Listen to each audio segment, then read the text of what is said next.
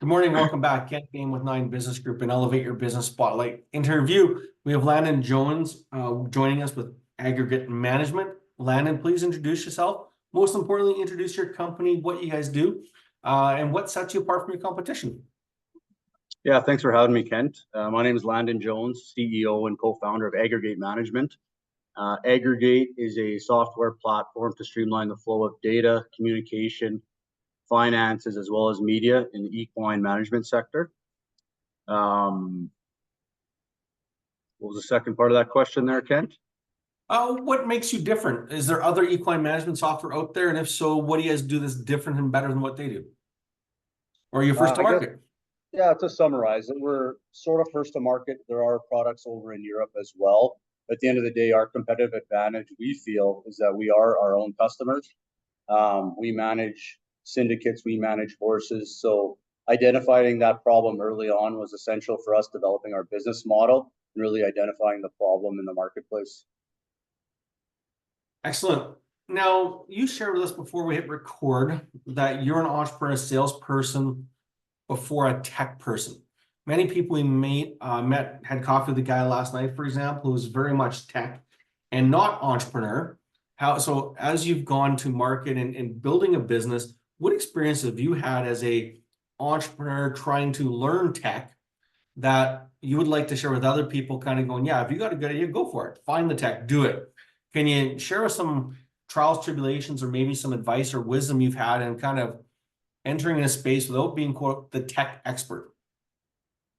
Yeah, good question. I think on the initial outset, when we first started Aggregate, that was a major hurdle we had to overcome, understanding the tech landscapes, specifically in Alberta and Canada. There's a wealth of resources, both publicly as well as just within networking, whether it's ag tech, fintech, what have you. There's a lot of people that have been there before you and are willing to help. Navigating through the weeds and the people that are just looking for a consulting paycheck, to be honest, was one of the challenges early on. But we feel we've kind of established a great advisory team that we go to for advice on a weekly, monthly basis. And people are more than willing to help if they understand and you prove that you're willing to put in the work ethic to bring your business to fruition, as well as, listen and implement some of those changes that they advise on. That's huge. What are some lessons, I guess, that you learned that you could share with? How do we identify, is it possible to identify the quote unquote consultants who are just looking for a check as opposed to looking to help? And is there traits or things that you could share that kind of, now looking back, it was a little more obvious that you could share for other entrepreneurs kind of entering that same space of startup mode? Yeah, I don't think there's a silver bullet to that question, Kent. I think trial and error, understanding the questions they ask. Usually it's like any relationship in life, you can get a pretty good feel for if the person is genuine, if the person does truly want to help. Obviously, the advisor or consultant that you're meeting with, them having a proven track record has always been essential for me. I find it hard to take advice personally from people that haven't been there before you. So those would be the two main things. Love it. Thank you very much for that. When you look back through your years as an entrepreneur journey, is there one thing or one maybe greatest lesson other than the advisors along the way that you've gone through, that just growing a business, scaling a business, that you would go back and go, I wish I would have learned this sooner? So back 24 months, 36 months of the one thing that kind of, you're getting to that point now and it's like, dang it, I wish I would have picked it up on quote unquote day one. Well, if we look at Aggregate specifically, not having a tech background and relying on people with the tech background, listen to their advice. Sometimes a founder thinks they know it all and they're stubborn and they don't want to implement some of the advice given. So regarding the tech sector, that would be my one piece of advice. In terms of other businesses I've ran or owned in the past, some of the troubles we faced was scalability. Previously in the construction industry in two different facets, one being sales and one being the actual construction, is once you gain market share, you have to be willing to go all in and really invest your time and capital to really take that next step. A lot of people have heard the notion that it takes 5 years to establish a business. In tech, that could arguably People say it's roughly 10 years in some industries. So just having the patience, but also the fortitude to understand when to go and when to really scale is something that you learn just by trial and error. That is great. So if I were to summarize the kind of the three lessons you'd like to share is listen more often, listen sooner.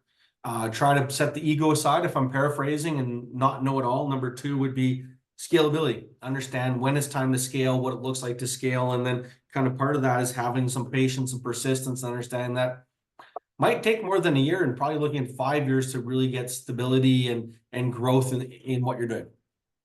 Yeah, I think every industry is different. Obviously, the tech world is a little bit different than traditional businesses. When you look at revenue and expenses and the financial side, I came from a world where, we had revenue offset the expenses. In tech, you have to outlay a massive amount of expenses or expenditures to get to marketability or commercialization. So that was another eye opener for me, Kent, is understanding the amount of capital required to get to monetization and commercialization in the tech sector. It's still an ongoing thing that we're working on as we get launched here later this summer, but understanding the full financial ramifications. If you go into tech, you may need to look at other funding sources such as, VCs, angels, or non-diluted funding options. Yeah, it's a big, crazy, fun world for sure. Good on you for tackling it. If there was a pirate or a thief in your business now, what would they be stealing from you? What would they be taking it? Where would they hide it? Well, I'd like to think we wouldn't have any pirates in our business. Being in human resources and managing people for the last 20 years or so, you think you can weed out the bad ones, but inevitably the cockroaches always survive. So if they were to steal anything from me in my current business, it would probably be intellectual property. There's a lot of IP associated in the tech world, so protecting that through trademarks, patents, and copyrights is essential to protect yourself and your business. All right. There's one. Oh, success. You've had other businesses. What does success look like for you now in this new venture? I think every business and every business owner measures success differently, whether it's financial, growth year over year, hitting certain KPIs. I've always prided myself on running a business that's reputable. I value our employees, our partners in trade partners. Understanding what makes a business tick and what drives a business is essential. And I think employees is the number one factor. So treating them respectfully and value them and their input has been essential in my business career. Thank you for that. Appreciate it. I don't hear that one often enough. Last most important question. What do you want to be known for? I think with Aggregate and Landon Jones personally, I want to be known for making a difference in our industry. We're a very niche industry, so providing growth and sustainability, specifically in the racing industry, is a key goal of ours and mine. Also providing equal job opportunities to a diverse work population and demographic here within Alberta and Canada, and ultimately North America. I want to be known for respecting those employees and providing equal opportunities to anyone and everyone. Excellent. Thank you.